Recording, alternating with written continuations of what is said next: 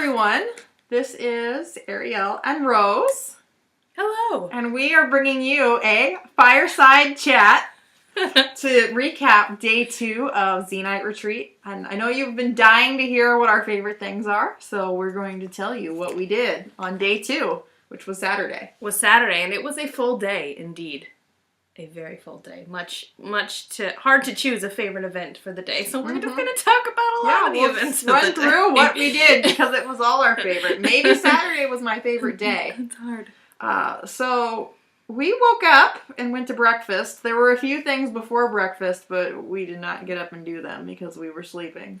Mm-hmm. And after breakfast was something very fun, which was an episode commentary with Adrienne Wilkinson. Mm-hmm. And that was one of the highlights of last year for me was just listening to her. It's a very humorous commentary, right? And this year she was actually like up on a little stage and just it's just we literally watched the episode with Eve Livia and Eve because it was Heart of Darkness was the episode, right? When she's very much back in Eve territory, but and she hadn't watched the episode since it was made, so it was her commentary was really funny. There were things she remembered, but it was also kind of like watching it through fresh eyes, and I wish I could remember some of the jokes she cracked.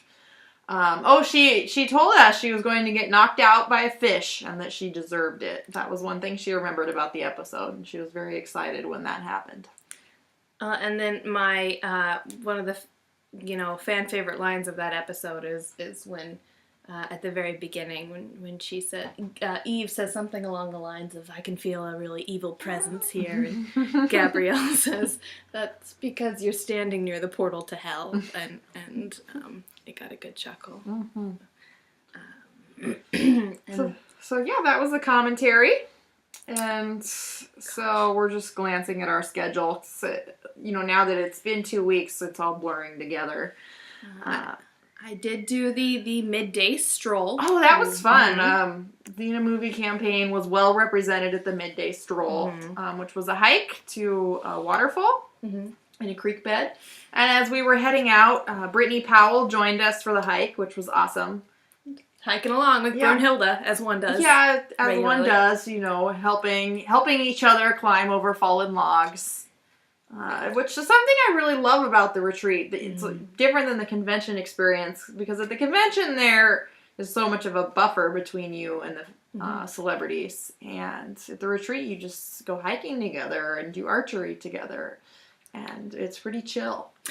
And the positivity, right? Like everybody of all ages and body types went along on the hike, and we supported each other and like communicating down the line when to watch out for poison oak, and so it was just a really great, beautiful experience too. Because greener this year because California actually got some rain, so it was really cool. It was.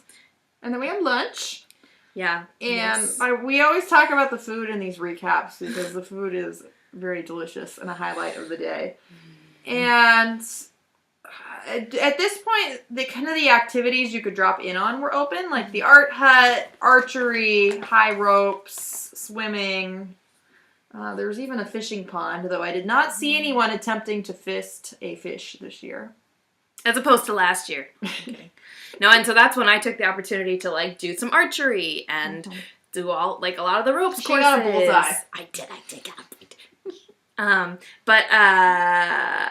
And at Canyon Creek, the place where it's at, they have staff there, and they're there the whole time, and they're wonderful instructors in technique and how to be successful with it. So it's pretty fantastic. And then all of the ropes courses were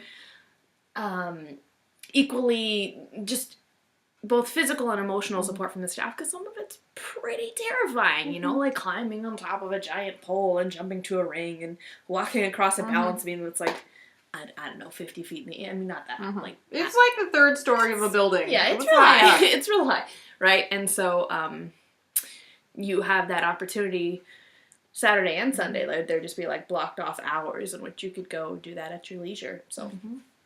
Yeah, and people of all different abilities were doing the high ropes course, and it was amazing. So even our elders in the Xena fandom were doing the high ropes, and it was really amazing to see that they, with support and community, what anyone of any age and ability can accomplish.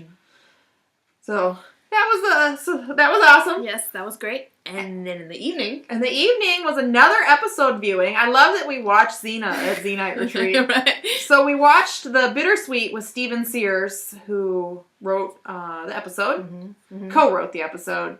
And he was going to give us a commentary, but he kind of got sucked into the episode. Well, he got sucked into the episode, and then it was actually like a literal sing-along to the episode. So, and The Bittersweet is largely musical, like all the dialogue is kind of musical format. So, the whole room was just singing along, and so he had a few tidbits to drop, but it was kind of hard between all of the singing as it should be. And then after the episode, he gave us his commentary as one of the writers, and some of the stories were familiar if you've been to the conventions, but he also told us some stories that he'd never told at any Xena event before, which was really awesome. One story I recall that a lot of people were unfamiliar with was someone asked him about the chobos, which weren't from the Bittersweet, but from another episode that he wrote. And said, "What's a chobo?" You might recall that was one of the weapons in I don't remember Hooves and Harlots. Hooves and Harlots. And he meant to say eskrima, but he for the stick form of martial arts. He couldn't remember what eskrima was called, so he wrote in chobos in the script because he was looking out the window and saw a churro, the fried dessert. And he meant to fix it later, he never did, and then it made it into the episode. So that was kind of a funny story. That was a really funny story, and just all of the, well, in addition to quite humorous, he had a lot of really just an insightful, I mean, we know how much work and love went into the series, but literally, like, how some of the details, just how meticulous and how much time, and just how basically that episode, like, emotionally broke everybody because of how involved and difficult it was to make. And not just from a crafts sort of standpoint, but also just because of the rift, because of all of the high emotions between Xena and Gabrielle, and so it was just a really cool behind the scenes look from a person well loved in the Xena fandom. So. And Steven Sears is such a part of the fandom, and he's so gracious to attend our events year after year. And I never tire of hearing these stories of working with Lucy and Renee, and hearing him describe the making of the Bittersweet. He really captured how they really were another level of talent and just so committed to their roles as Xena and Gabrielle that they were really living the rift, and they were still able to stay such close friends, through all these years of playing Xena and Gabrielle. Just was awesome. And then, gosh, I forgot how full Saturday was. Saturday was a big day. There's more. We're looking at the schedule. I know. Following that was a cosplay competition, and people brought it, right? Like, it was amazing. Especially considering you have to pack all of this, like, and it's extra luggage, and a lot of people are traveling, like, some from out of the country. Yeah, there were people from Australia, people from Europe, and a lot of folks were in the cosplay competition. And it was outside. It was cold because it was dark out by then, and the mosquitoes were out. The contest was awesome. And Brittany Powell was the judge. And some of her favorite costumes, there was a Xenite cosplaying as a Xenite. That was pretty great. But the winner was a Xenite named Tiger, who was cosplaying as Caesar. And she's one of the elders in our fandom who has been around since the beginning, and her Caesar cosplay was awesome. And there was one other cosplay. Like, there were two different prizes for cosplay, and I don't remember the distinction between the two. Oh, yeah, so that was one of the winners. Yeah. One was, like, best overall, and one was, like, best costume. Yeah, something to that effect. And it was someone who had, like, handcrafted Xena the Conqueror from the Hercules episode. It was a amazing. Beautiful costume, and that was really cool that she won the other award. Yes, well deserved very much. And then after that, there's more. And so then there was a comedy show after the cosplay competition. And those of you who have been in the fandom for a while probably remember Lucy Lawless's concerts at the Roxy about 10 years ago.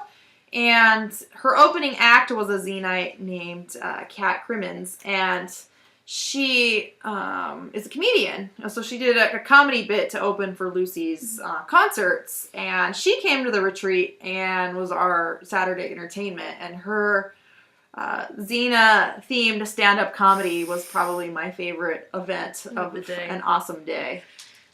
Yeah. And there were some other comedians as well who performed. And one of her friends, and then the well-beloved, well-known Xenite Michelle. It was hilarious. Well, and they were all hilarious, but Kat's was specifically like Xena-themed, and so it was just so enjoyable, and it made me super ridiculously envious for people who were like a part of the fandom that got to go to the concerts and stand up, because I was too late for that. Yeah, and it made me appreciate what a wonderful fandom and history we have, and I'm just so glad that we're continuing this tradition, and there's people who were at the first cons that still come to Xenite Retreat, and then there's those of us that joined the fandom in the more recent years. And I'd have to say my favorite joke, I fell out of my seat when Kat made a joke about Ares and Joxer fan fiction, and Joxer's polishing his sword when Ares appears. And I don't know if anyone recorded her performance, but I hope that she'll be back next year with more Xena stand-up comedy. Yeah, and those were and that was just like the kind of the highlight to like top off an amazing day. Some of the stuff we really didn't touch on that there's just so many things to do. There's so many things going on at once. We didn't get to do everything that was being done. Because there were multiple hikes throughout the day and workshops, and so art. The staff, there's a few people like of the staff that kind of lead the hikes. Jill, and she's called the Camp Mom, and she's an amazing, wonderful, lovely human being, and she's kind of leads the hikes, and it's fantastic. And so there are multiple hikes of different difficulties. There was the Known World Series softball tournament. The softball was a big event, and I'm hoping we can get someone on as a guest who played softball, because neither of us are very talented softball players, so we did not play softball. Yeah. But, it's a tournament, and do you remember which team won? Amphipolis, dare I say? I'm not going to comment. Okay. I don't know. Maybe we're wrong. You can write in the comments and correct us. And then Penny's mom is a counselor, I suppose. I'm not sure her correct her title, but she does lead some amazing workshops called You the Conqueror about self-empowerment and personal development. They had a bazaar open multiple times for like Xenite Retreat merch. Speaking of which. Oh yeah, we did not plan to get matching sweatshirts, and it just happened that way. Because there were like 7 different colors. You could pick whatever color under the sun in the known world, and we both picked teal. Mary D, famous Mary D of OSIP, was there, and she was like doing workshops, writers' workshops. Again, the Art Hut, led by Sam, who's an amazing part of Team Awesome, and she's an amazing artist as well. Yeah, I think that kind of touched on I think we'll think of more, because we will be back with a day 3 recap, and because there's more. This was just Saturday. We haven't gotten to Sunday and Monday yet. And more campfires. There were campfires. There were mini campfires, marshmallows. Because it gets cold in the evening when it gets dark. It does. In the mountains of California, this time of year, it was warm during the day and chilly at night. All right, so I think that kind of caps off our day 2 recap. If you have any questions in the comments, or message us, and we'll be back with more. Yeah, we'll answer your questions in video 3 if you have them. So leave us some comments, and we hope to see you at the retreat next year.